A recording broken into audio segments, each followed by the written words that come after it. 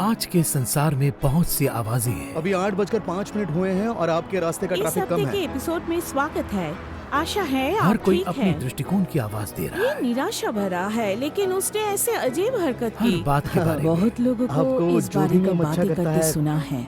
आपको वही करना और चाहिए। यीशु इससे बहुत परे लोगों नहीं को है। इसके बारे में बात करते सुना है। वो मेरी चट्टान है, मेरी बुनियाद है। उसने क्या किया इस पर लोग सहमत नहीं है। वो मैं बहुत ही कहूंगी धर्मी कि आदमी थे। वो अद्भुत मैं क्या थे। कह रहा हूँ आप समझ रहे हो ना? वो जिसके लिए खड़े थे उस पर लोग सहमत दूसरे नहीं। शब्दों में वो बहुत ही अच्छे आदमी थे। उन्हें किसी की परवाह नहीं थी। वो वो नियम मान सच रहे में थे। बहुत तो अच्छे मसीह की थे। आवाज कैसे सुन सकते हैं? सबसे बढ़कर अगर स्पष्ट आवाज होती तो क्या, पुत्र अदृश्य परमेश्वर का प्रतिरूप है। जो आपको बताएंगे कि सच में यीशु कौन है, उसके द्वारा सारी चीजें सृजी गईं, स्वर्ग की हो या पृथ्वी की। वो कैसे जिए उसने हमारे सारे पापों को क्षमा किया। और आपके जीवन के लिए उसका क्या अर्थ है। मसीह की शांति तुम्हारे हृदय में राज करे। और मसीह का ये विवरण तो उसे रखता है सबसे ऊपर।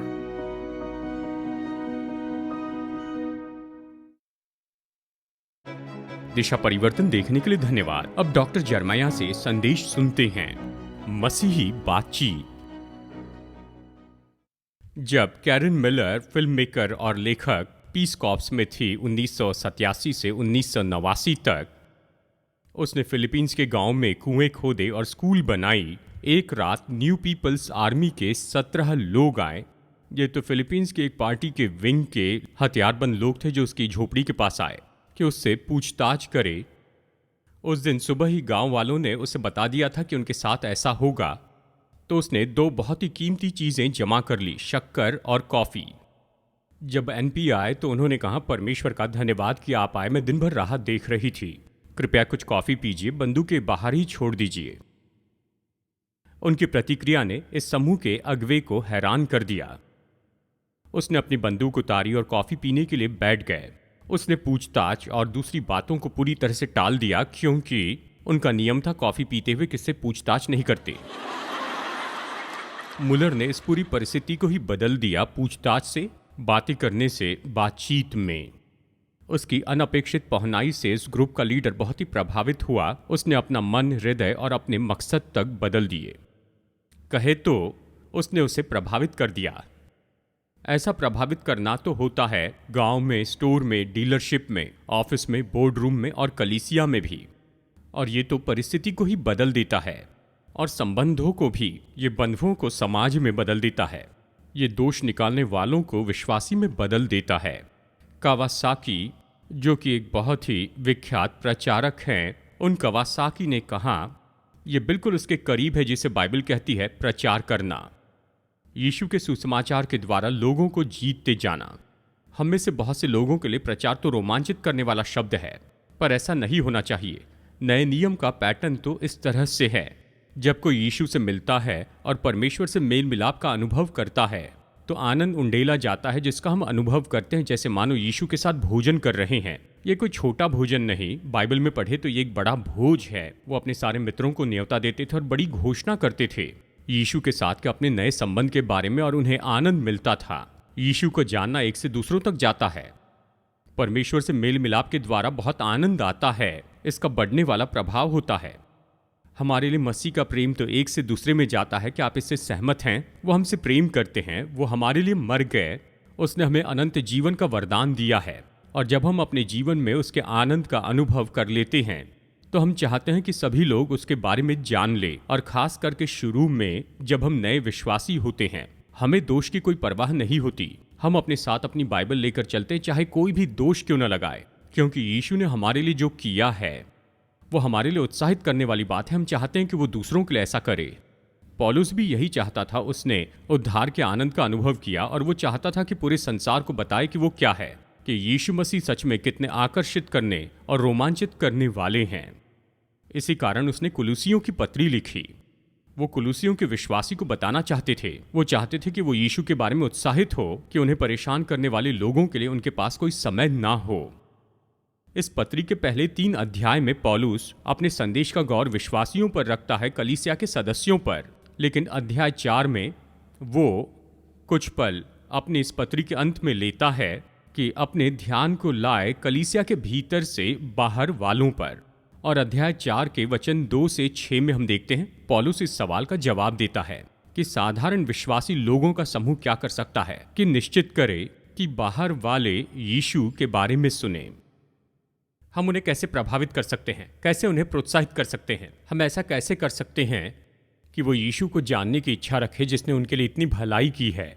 सरल शब्दों में कहे तो हमारे वचन भाग का पहला आधा भाग बताता है कैसे प्रभु से बात करें अपने उद्धार न पाए दोस्तों के लिए, और दूसरा आधा भाग बताता है कि कैसे उद्धार न पाए दोस्तों को हम प्रभु के बारे में बताएं। बाहर वालों के लिए कैसे प्रार्थना करें, वचन 2 से 4। इन वचनों को गौर से सुनिए। प्रार्थना में लगे रहो और धन्यवाद के साथ उसमें जागरूक रहो, ये कहता है। इसी के साथ साथ हमारे लिए भी प्रार्थना करते रहो कि परमेश्वर हमारे लिए वचन सुनाने का ऐसा द्वार खोल दे कि हम मसीह के उस भेद का वर्णन कर सके जिसके कारण मैं कैद हूं, और ऐसा प्रकट करूं जैसा मुझे करना उचित है। पौलुस शुरू करता है कि कैसे हम लोगों के लिए व्यक्तिगत प्रार्थना कर सकते हैं जिनकी हम परवाह करते हैं। उनके लिए निरंतर प्रार्थना करते रहे, प्रार्थना में लगे रहो और धन्यवाद के साथ उसमें जागरूक रहो। ये तो सच में बहुत ही दिलचस्प वाक्य है। जब पौलुस कुलुसियों के लोगों को कहता है कि प्रार्थना में लगे रहो, वो ये नहीं कहता कि तीव्रता के साथ प्रार्थना करो। क्या आप ऐसी सभा में रहे हैं जहां कोई प्रार्थना कर रहा था और उनकी प्रार्थना की आवाज बिल्कुल अलग थी? सामान्य आवाज में हमेशा बात करते हैं, जब प्रार्थना करते हैं तो कुछ ऑक्टेव ऊपर जाते हैं, जोर से करते हैं। ये उनकी आवाज नहीं, ये उनकी प्रार्थना की आवाज है। मैं किसी पर दोष नहीं लगा रहा हूं या उनकी प्रार्थना पर। प्रार्थना तो बहुत ही व्यक्तिगत बात है। अगर आप अपनी पत्नी से बात कर रहे हैं और अलग आवाज में बात करते हैं तो ये बहुत ही अजीब दिखाई देगा। शायद आप ऐसा ही करते हैं इसलिए आप हंस नहीं रहे हैं, लेकिन चलिए मैं आपको ये बता दूं। पौलुस यहां पर प्रार्थना में और ज्यादा तीव्रता के बारे में नहीं कह रहा है, पर अपने समर्पण में और ज्यादा तीव्रता कहता है। मतलब निरंतर और आदतन हमेशा अपने दोस्तों के लिए प्रार्थना करें जो यीशु को अब तक नहीं जानते हैं। शायद वो आपके परिवार में हो, शायद आपके बच्चे हो या माता पिता हो या आपके भाई या बहन हो। अगर आप नए नियम को पढ़ेंगे तो आप पाएंगे कि ये समर्पित प्रार्थना तो निश्चित थीम है। सच में जब मैंने संदेश की तैयारी की तो मेरे पास 8 अलग अलग ऐसे वचन थे। मैं सभी तो नहीं बता सकता, इसलिए मैंने 2 चुन लिए। नया नियम इसी से तो भरा है, इफिसियों 6:18। हर समय हर प्रकार से प्रार्थना और विनती करते रहो और इसीलिए जागरूक रहो कि सब पवित्र लोगों के लिए लगातार विनती किया करो। फिर लूका 18:1 में कहता है नित्य प्रार्थना करना और हियाव न छोड़ना, मतलब हिम्मत न छोड़ना। पौलुस चाहता था कि कुलुसियों के लोग निरंतर प्रार्थना करें। वो चाहता था कि सचेत होकर प्रार्थना करें। इसका क्या अर्थ है? आसपास देखकर प्रार्थना करें। इसका मतलब ये नहीं कि आंखें बंद करें, पर आंखें खोले कि देखें क्या हो रहा है। सबसे पहले जिनके लिए प्रार्थना कर रहे हैं उनके जीवन में देखें। अगर ऐसा कोई है जो विश्वासी नहीं है, वो भी जीवन जी रहे हैं, वो आप ही के जैसे अनुभव कर रहे हैं, पर वो तो मसीह के बिना इसका अनुभव कर रहे हैं। उन पर ध्यान रखिए, सचेत रहे कि क्या हो रहा है। यह आपको मौका देगा कि उनके साथ हस्तक्षेप करे जब मौका आता है। ये तो ऐसे रवैये के बारे में कह रहा है कि आत्मिक रीति से सचेत रहे, मतलब ध्यान दे कि हमारे आसपास क्या हो रहा है। हम अजीब और मुश्किल संसार में रहते हैं। मतलब ये नहीं कि आंखें बंद करके अनदेखा करे, उसे ऐसे ही छोड़ दे और इसकी परवाह न करें। नहीं, बाइबल कहती है हमें आंखें खुली रखनी है, जाने की क्या हो रहा है, जाने की संसार की बातों में आपका विश्वास कैसे काम करता है। और सच कहूं भाइयों और बहनों, अगर आप इस पर विश्वास नहीं करते हैं तो आपको कोर्स करना है कि कैसे इस मिलावट के संसार में अपना विश्वास बांटते जाएं। चलिए वो बात बताऊं जिसे विश्वासी अक्सर अनदेखा करते हैं। जिस संसार में ये बाइबल लिखी गई थी, जिस समय ये लिखी गई, जिन लोगों को ये लिखी गई थी, वो पूरी गड़बड़ी में पड़े थे हमारे संसार से भी बढ़कर। सुसमाचार के लिए बहुत सी मुश्किलें थी। रोमी लोग क्रूरता से राज करते थे, क्रूर थे। विश्वासी होने के लिए कीमत चुकानी थी। जब आप वचन पढ़ते हैं, कहते हैं ये तो व्यवहारिक नहीं है, आप जो सोचते हैं ये उससे भी ज्यादा व्यवहारिक है। ये हमारी मदद करता है कि कैसे हम अपना जीवन जिए ऐसे संसार में जो हमारा आदर नहीं करता, जो हमसे कोई संबंध नहीं रखना चाहता है। फिर पौलुस विश्वासियों को निर्देश देता है कि धन्यवाद के साथ प्रार्थना करें। मुझे ये पसंद है क्योंकि बाइबल में आप जहां भी प्रार्थना देखते हैं वहां पर धन्यवाद देखते हैं। अगर किसी समूह के लोगों को धन्यवाद से भरना है तो वो हमारा समूह है। हमें संसार में किसी भी समूह के लोगों से ज्यादा धन्यवादी होना है। हम जानते इसका अंत कहाँ है, हम जानते हम कहाँ जा रहे हैं, हम जानते हमारे पाप क्षमा हुए हैं, हम जानते रास्ता उबड़ खाबड़ है, लेकिन हमारी मदद के लिए, मार्गदर्शन और हमारे साथ रहने के लिए कोई है। हम सब ने अनुभव किया है जहां पर मसीह हमारे साथ रहे, उसने हमारी मदद की, हमारे सलाहकार हैं। मसीह हमारे उद्धारक और प्रभु ही नहीं, वो हमारे मित्र हैं। वो हमारे मार्गदर्शक, हमारे सलाहकार हैं। मैं सोचता हूँ बाइबल में आप जिनके भी बारे में पढ़ेंगे उनमें पौलुस सबसे ज़्यादा धन्यवाद देता था। सबसे पहले वो धन्यवाद देता था कि वो पहले जैसा जीवन जीता था उससे बचाया गया। मसीह के आने के पहले उसका जीवन बहुत ही दुखी था। उसका पूरा जीवन बना था विश्वासियों को सताने में। वो उन्हें जेल में डालता था। हमें पक्का पता नहीं, लेकिन उसने कुछ लोगों को मारा होगा। वो उन सबसे बचाया गया। जब वो दमिश्क के मार्ग पर जा रहा था, प्रभु ने उसके जीवन में काम किया और वो अपने उद्धार के लिए इतने धन्यवाद से भर गया। जब आप नया नियम पढ़ते हैं तो दिलचस्प बात यह है कि पौलुस बहुत सी बातों के बारे में लिखता है, लेकिन कुछ भी लिखने के पहले वो तो बड़े धन्यवाद के साथ भर जाता है कि वो तो एक विश्वासी है। ये बार बार हुआ। उसकी गवाही तो वचन में है। मैं सोचता हूँ ये 5 बार है। वो धन्यवादी व्यक्ति है और वो तो हमारे लिए आदर्श है। जब हम दूसरों के लिए प्रार्थना करते हैं तो हमें आभार मानना है कि हमें ये सौभाग्य मिला है कि यीशु मसीह को जाने और उसके लिए गवाह हो जाएं, उन लोगों के लिए जिनके लिए हम मध्यस्थी करते हैं। कहता है व्यक्तिगत प्रार्थना करें, और फिर वो कहता है उद्देश्य के साथ प्रार्थना करें। अब वो कहता है कि ये लोग उसके लिए प्रार्थना करें। ये दिलचस्प वचन भाग है ऐसे लोगों के लिए जो मेरे जैसे काम करते हैं। वो कहता है इसी के साथ ही साथ वचन 3 में हमारे लिए भी प्रार्थना करते रहो कि परमेश्वर हमारे लिए वचन सुनाने का ऐसा द्वार खोल दे कि हम मसीह के उस भेद का वर्णन कर सके जिसके कारण मैं कैद हूं, और ऐसा प्रकट करूं जैसा मुझे करना उचित है। जैसे कुलुसियों के लोग अपने अविश्वासी मित्रों के लिए प्रार्थना कर रहे थे, पौलुस उनसे कहता है जिन्हें वो ये पत्री लिख रहा है, जिन लोगों को उसने कभी नहीं देखा, क्या तुम मेरे लिए प्रार्थना करोगे? यानी कि मेरी सेहत के लिए प्रार्थना करो। ये दिलचस्प है। पौलुस को ऐसी बहुत सी समस्याएं थी। मुश्किल से उसने इसके बारे में कहीं लिखा। उसने कभी अपनी सेहत के संबंध में प्रार्थना निवेदन नहीं किया। उसकी भलाई के लिए, उसकी सफलता के लिए, सुसमाचार के लिए प्रार्थना की। मेरे लिए प्रार्थना करो। और इसलिए प्रार्थना करना मैं चाहता हूं कि संपर्क के लिए प्रार्थना करें। खुला द्वार ये शब्द उपयोग करता है, और नए नियम में यह ऐसा वाक्य है जिसे हम कह सकते हैं कि ये तो अवसर है। खुला द्वार ये तो अवसर है। पौलुस कहता है कि मेरे लिए प्रार्थना करो कि मुझे अवसर मिले कि सुसमाचार प्रचार करूं। अगर आप बाइबल में देखें तो ये छोटा वाक्य आप देखेंगे, ये बार बार आया है। ऐसे बहुत से वचन भाग हैं जिनमें से हम चुन सकते हैं, पर यहाँ इसके कुछ उदाहरण हैं। प्रेरितों के काम 14:27।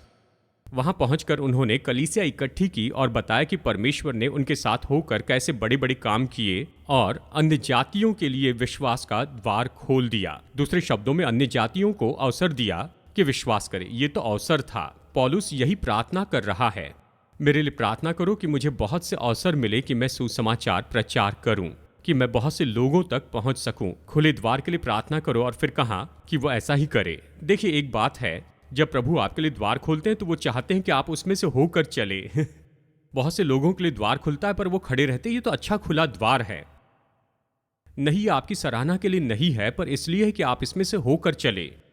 एक दिन हम चर्चा कर रहे थे कि कैसे अभी दिशा परिवर्तन पूरे मसीही टेलीविजन स्टेशन पर आता है, जो कि हमारे टेलीविजन प्रोग्राम को दिखाते जाते हैं। और शायद हम ये सोचते हैं कि हम तो केवल क्वायर को प्रचार कर रहे हैं, बस विश्वासियों को ढूंढ रहे जो सुसमाचार सुनना चाहते हैं, जो वचन सुनना चाहते हैं। ये अच्छा है, मुझे खुशी, हम ऐसे करते हैं। पर हम प्रभु से मांगते हैं कि हमारे लिए कुछ द्वार खोले ताकि हम लोगों तक सुसमाचार ले जाए जो कभी चर्च में नहीं जाते हैं, जो कभी प्रभु का वचन नहीं सुनते हैं, जो कभी विश्वास को नहीं खोजते हैं। और फिर अचानक हमें अवसर मिलने लगते हैं, और फिर अचानक एक दिन हमें पता चलता है कि परमेश्वर ने हमारे लिए इतने द्वार खोले हैं कि सुसमाचार संसार में ले जाए उन तक जो सुसमाचार नहीं सुने हैं। और वो केवल इसे सुन ही नहीं रहे हैं, प्रत्युत्तर भी दे रहे हैं। और हम ऐसी कहानियां सुन रहे हैं जिन पर आपको विश्वास नहीं होगा कि सुसमाचार कैसे जिंदगी बदल रहा है। वो द्वार खोले गए हैं। और मैं आपको बताऊं, अगर टेलीविजन पर हम आते हैं तो अच्छा है पहले तैयारी कर ले, क्योंकि इस द्वार से जाते समय बड़ी कीमत चुकानी है। लेकिन परमेश्वर ने स्रोतों का प्रबंध किया है। ये तो मेरे लिए बहुत ही रोमांचित करने वाला है। मैं आपको प्रोत्साहित करने के लिए कहना चाहता हूं, परमेश्वर ने हमारे लिए खुले द्वार दिए हैं, केवल इसी देश में नहीं। क्या आप जानते हैं मैं 4 अलग भाषाओं में प्रचार करता हूं? वो सच में ऐसे शब्द सुनते हैं, आते देखते हैं, यानी इस तरह। क्या आप जानते हैं मैं 2 भारतीय भाषाओं में प्रचार करता हूं, तेलुगु और हिंदी में प्रचार करता हूं। अगर आप उसे देखें, अगर आप ध्यान से देखेंगे तो आप पाएंगे वो शब्द तो मेरे मुंह के बोलने के हिसाब से हैं, पर ऐसे दिखता है कि मैं उन भाषाओं में प्रचार कर रहा हूं। ये सच में अविश्वसनीय ऐसी बात है। मैं स्पेनिश में प्रचार करता हूं। मुझे ज्यादा कुछ पता नहीं, ऑडियो सुनकर कहता हूं ये तो स्पेनिश है, पर स्पेनिश में प्रभु वचन प्रचार करता हूं। जानते हैं दोस्तों ये क्या है? ये प्रभु का द्वार खोलना है। मैं खुद ऐसे नहीं कर सकता हूं। परमेश्वर द्वार खोलते हैं और मैं यही कहूंगा कि कलीसिया के रूप में निरंतर प्रार्थना करें सुसमाचार के खुले द्वार के लिए, कि सुसमाचार ऐसी जगह पर जाए जहां पर लोगों को उसकी जरूरत है। उन्हें तो पहले से भी ज्यादा अब इसकी जरूरत है। उसने कहा संपर्क के लिए प्रार्थना करे, फिर कहता है स्पष्टता के लिए प्रार्थना करे। ये एक और दिलचस्प बात है। ये महान प्रेरित, शायद सबसे महान विश्वासी जो इस पृथ्वी पर रहा है, यानी अवश्य यीशु मसीह को छोड़कर, कहता है कि प्रार्थना करो कि मैं सुसमाचार के भेदों को प्रकट करते चले जाऊं, यानी मैं इस योग्य हो जाऊंगा कि इसके भेदों को प्रकट करूं। वो केवल ये नहीं चाहता था कि लोग प्रार्थना करें कि हमें अवसर मिले, पर वो चाहता था कि वो प्रार्थना करे कि जब उसे अवसर मिले वो स्पष्ट रीति से सुसमाचार बताए। वो कहता है मसीह का भेद, यानी मसीह तुम में महिमा की आशा है। कहता है प्रार्थना करो कि मुझे ये अवसर मिले, और जब मुझे ये मिलेगा तब मैं परमेश्वर की सामर्थ को प्रकट करके दिखाऊंगा और सुसमाचार प्रचार करूंगा ताकि लोग समझे और विश्वास करते जाए। 1949 में जॉर्ज रॉय और एलिजाबेथ वुड, ये अमेरिकन मिशनरी दंपत्ति, ये उत्तरी पश्चिम चीन में सेवा कर रहे थे और तिब्बत में। उनसे जबरदस्ती वहां से जाने के लिए कहा गया। लोकल लीडर पास्टर मंग ने 200 लोगों की कलीसिया की अगुवाई स्वीकार की। वुड्स अमेरिका में वापस आए और 1985 में वो दोनों गुजर गए। वो नहीं जानते थे कि क्या हुआ उस चर्च का जो उन्होंने शुरू किया था। 1988 में वुड्स के बेटे जॉर्ज चाइना में गए और पास्टर मंग और उनकी पत्नी से मुलाकात की, जो कि 80 साल की उम्र के थे। 28 साल तक वहां के लोगों ने कलीसिया को पूरी तरह बंद करने की कोशिश की थी। पास्टर मंग को प्रचार करने की अनुमति नहीं थी। उन्हें जेल में डाला गया और वो 9 साल तक जेल में रहे। बपतिस्मा देना गैरकानूनी था। 18 से कम के लोगों को प्रचार करना गैर कानूनी था। आखिर में उन्होंने पास्टर मंग को अनुमति दी कि 1983 में कलीसिया को फिर शुरू करे। वहां केवल 30 लोग ही थे। ये सोचकर कि कलीसिया खत्म होने पर है, जॉर्ज वुड ने पूछा, पास्टर मंग अभी कितने विश्वासी हैं? पास्टर मंग की पत्नी कार्डबोर्ड का रोल लेकर आई। उसे कोई और भी पकड़ कर ला रहा था। पहले पेज में लिखा हुआ था, 5 कॉलम थे, नाम, उम्र, लिंग, पता और व्यवसाय। उस पन्ने पर लगभग 20 नाम थे। जॉर्ज वुड एक के बाद एक पन्ने पलटाते चले गए। बपतिस्मा लेने वालों के नाम को देखा और आखिर में पूछा, अभी कितने विश्वासी हैं? उन्होंने कहा 1500 बपतिस्मा लिए हुए विश्वासी हैं। अविश्वास से जॉर्ज वुड ने पूछा, यह सब कैसे हुआ? पास्टर मंग ने मुस्कुराकर कलीसिया की उन्नति का भेद बताया। ये कोई तकनीक नहीं थी, ना कोई प्रोग्राम था। उन्होंने बस कहा, ओ यीशु मसीह कल, आज और युगानुयुग एक से, और हमने बहुत सी प्रार्थना भी की। ये बहुत ही अच्छा तरीका है कि लोगों तक यीशु के साथ पहुंचे। वो कौन है इसके लिए उत्साहित होइए। उनके लिए प्रार्थना कीजिए जिन्हें आप जानते हैं, उनकी परवाह करते हैं, जिनसे आप प्रेम करते हैं। अभी उनका नाम आपके मन में याद आ रहा है जैसे कि आप इसे सुन रहे हैं। इसके लिए शोक मत कीजिए कि वो विश्वासी नहीं है। प्रार्थना कीजिए कि वो विश्वासी हो जाएं। प्रार्थना कीजिए कि परमेश्वर आपको अवसर का द्वार दे कि आप उनसे बातचीत करते हुए सुसमाचार बता सके। ये उन्हें चोट पहुंचाने के लिए नहीं, लेकिन उन्हें जीतने के लिए हो। और खैर मैं आपको बताऊं, ऐसी बहुत सी अजीब सी बातें हैं जो प्रचार करने के साथ में है। जब हम दूसरों को प्रचार करने के बारे में कहते हैं तो बस लोग आपसे बचकर भागना चाहते हैं, क्योंकि वो इसके द्वारा बहुत डर जाते हैं। किसी ने उनसे कहा क्लास में जाइए और तरीका सीखिए। जानते हैं प्रचार क्या है? बस यही बताना कि यीशु ने आपके लिए क्या किया है। ये बस यही है। कोई भी ये कर सकता है। जानते हो प्रभु ने मेरे लिए क्या किया है? जानते हो मुझे कैसे उद्धार दिया? कोई भी प्रचार कर सकता है। जरूरी नहीं कि स्कूल में जाए या फिर किसी क्लास में जाए। मेंटर की भी जरूरत नहीं, हालांकि ये मददगार होते हैं। प्रचार तो ऐसा व्यक्ति है जो दूसरे को बताता है कि यीशु मसीह ने आपके लिए क्या किया है। उन्हें बताइए, देखिए क्या होता है। ठीक है, बाहर वालों के लिए कैसे प्रार्थना करें? अब बाहर वालों के साथ कैसे रहें? पौलुस ने कुलुसियों को प्रार्थना करने के लिए कहा, उसके लिए और अपने उद्धार न पाए दोस्तों के लिए। वो कुलुसियों के लोगों का ध्यान अपने काम की ओर लगाता है। वचन 5 में कहता है, अवसर को बहुमूल्य समझकर बाहर वालों के साथ बुद्धिमानी से व्यवहार करो। अब वो ये कहता है कि प्रचार करना महत्वपूर्ण है, लेकिन जो विश्वास करते उसके अनुसार जीना है। पौलुस इसी तरह से बताता है, जो यीशु को नहीं जानते हैं वो परमेश्वर के परिवार के बाहर के हैं, जबकि पौलुस और यीशु मानते हैं कि विश्वासी तो भीतर के हैं। इसका मकसद कभी ये नहीं था कि हम खुद को बेहतर समझे। हमें ये विचार ना हो कि हम तो चर्च में हमारे लिए अच्छा है। नहीं, ये हमें नम्र करे और हमें प्रोत्साहित करे। इसके कारण ऐसा हो कि हम ऐसा कुछ भी न करें हमारे व्यवहार के द्वारा जो हमारी साक्षी को नाश कर सकता है। और ये बहुत ही महत्वपूर्ण बात है और ये हमें कायल करेगा। अगर आप सत्य को जानना चाहते हैं, अपने दोस्तों को मसीह के लिए जीतने के लिए आप ये कर सकते हैं कि प्रतिदिन यीशु मसीह के लिए जिए। कोई भी सिद्ध नहीं है, लेकिन आप जानते मैं क्या कह रहा हूँ। कोशिश मत कीजिए कि एक पैर संसार में और एक पैर कलीसिया में रखें। विश्वासी बने, बस विश्वासी बने, तब आपके प्रचार का अर्थ होगा। अगर आप प्रचार करते और आपकी जिंदगी गड़बड़ी में है तो अपना मुंह बंद रखिए जब तक कि सब कुछ ठीक न कर ले, क्योंकि भलाई करने से बढ़कर आप नुकसान ही करेंगे। रिचर्ड हॉवर्ड, जो कि चैपलिन थे यूनाइटेड स्टेट्स में, उन्होंने कहा, आपके पास अधिकार है कि जो भी चाहे कहे, पर दूसरों को सुनना जरूरी नहीं। वो बाध्य नहीं कि आपको ट्यून इन कर ले, लेकिन जब भी चाहे तो वो आपको ट्यून आउट कर सकते हैं। बोलने के आपके अधिकार की गारंटी है, पर सुनने का अधिकार आपको कमाना होगा। यह आपकी ईमानदारी पर होता है। आपकी ईमानदारी स्वीकार करने के लिए जरूरी है। आप चाहते हैं कि आपकी ओर ध्यान दे तो अपने जीवन में ऐसा ही कीजिए। आपका चलना आपके बोलने के अनुसार हो। पतरस ने इन शब्दों में कहा, उसने लिखा, मैं तुमसे विनती करता हूं कि तुम अपने आप को परदेसी और यात्री जानकर उन सांसारिक अभिलाषाओं से जो आत्मा से युद्ध करती है बचे रहो। अन्य जातियों में तुम्हारा चाल चलन भला हो, ताकि जिन जिन बातों में वे तुम्हें कुकर्मी जानकर बदनाम करते हैं, वे तुम्हारे भले कामों को देखकर उन्हीं के कारण कृपा दृष्टि के दिन परमेश्वर की महिमा करे। पौलुस ने कुलुसियों से कहा कि अवसर को बहुमूल्य समझो। ये तो व्यापार का शब्द है, यानी आप किसी जगह पर जाते और ऑफर देते हैं, यानी आप कुछ खरीदते हैं, छुड़ाते हैं। कहता है कि जो समय तुम्हारे पास है उसे तुम खरीद लो, यानी जो कि अभी बहुत ही विशेष है। यानी हम ऐसे दिनों में जी रहे हैं और मुझे ऐसे लगता है कि आप तो रही की प्रैक्टिस सुनते हैं प्रभु यीशु मसीह के वापसी के लिए, क्योंकि इस पृथ्वी की सारी बातें तो इतनी बुरी हो गई हैं। हर पल महत्वपूर्ण है, हर दिन महत्वपूर्ण है, हर अवसर महत्वपूर्ण है। पौलुस कहता है उसे समझो, उसे ऐसे जाने न दो।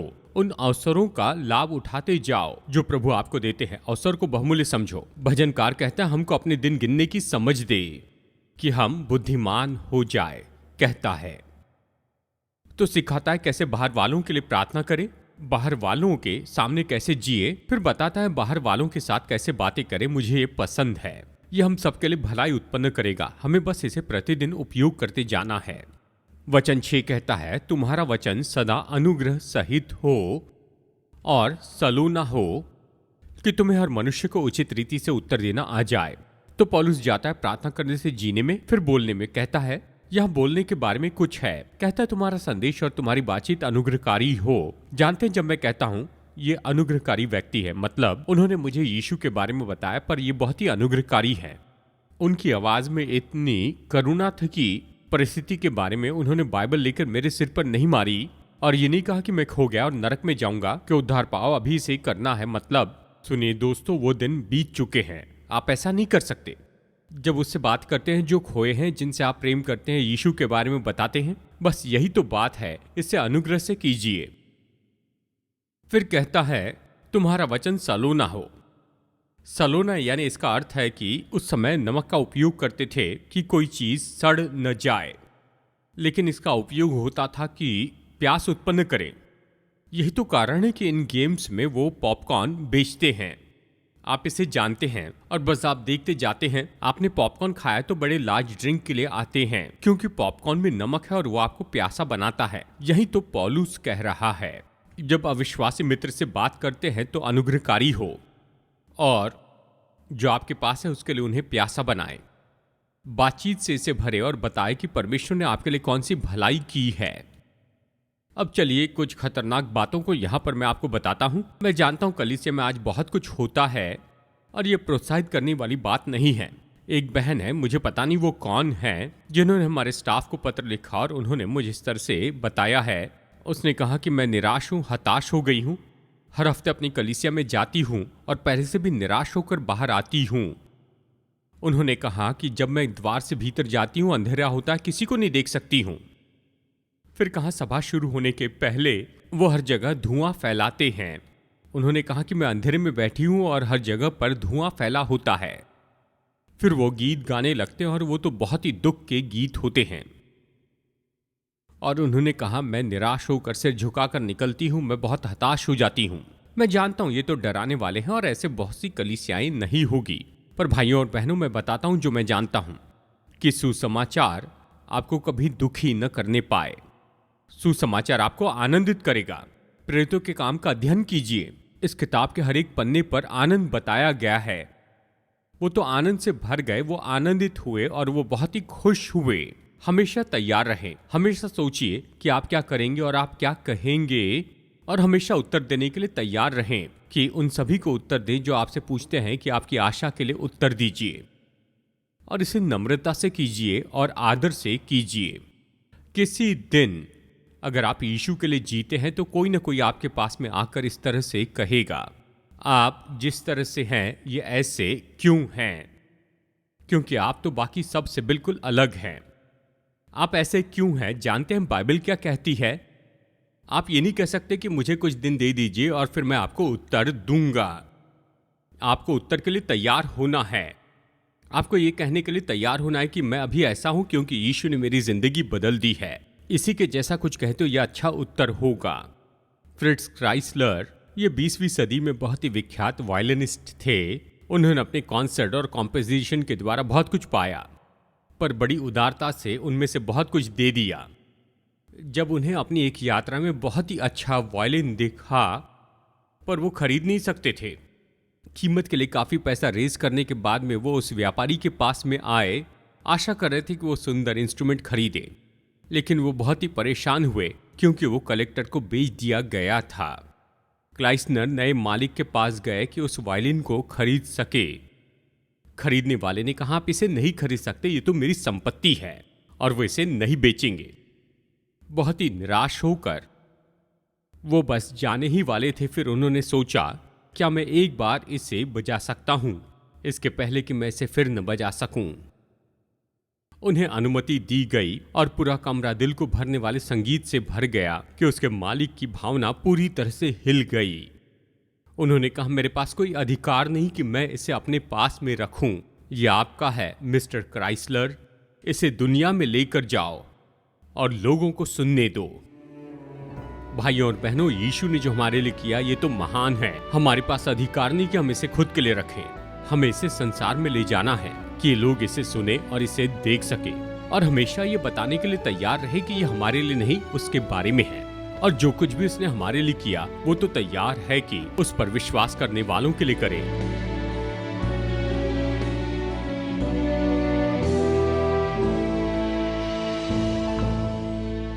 आज मेरे साथ दिशा परिवर्तन में जुड़ने के लिए धन्यवाद। जितना ज्यादा प्रभु वचन का अध्ययन करेंगे उतना ज्यादा हम समझेंगे कि हमारे प्रेमी परमेश्वर हम में से हर एक के साथ व्यक्तिगत संबंध रखना चाहते हैं। अगर आप उसके साथ ये संबंध शुरू करना चाहते हैं तो पहला कदम है कि अपने पापों से पश्चाताप करें और प्रभु यीशु से अपना उद्धारकर्ता और प्रभु होने के लिए कहें। जब आप ये निर्णय लेते हैं कि परमेश्वर के मुफ्त का उद्धार का वरदान ले ले, तो मसीह यीशु में नई सृष्टि के नाते परमेश्वर के साथ आपकी यात्रा शुरू होती है। तो अगर आज आपने विश्वास का ये कदम उठाया है तो मैं आपको प्रोत्साहित करता हूँ कि आप अपना ये निर्णय विश्वासियों को बताएं और भरोसेमंद सेवकाई को बताएं या लोकल कलीसिया को, और अपने इस नए विश्वास में आप उन्नति पाते चले जाएं। प्रभु आशीष दे जैसे आप परमेश्वर के साथ चलते हैं, और मैं अगली बार आपसे मुलाकात करने की आशा करता हूँ यहीं पर दिशा परिवर्तन में।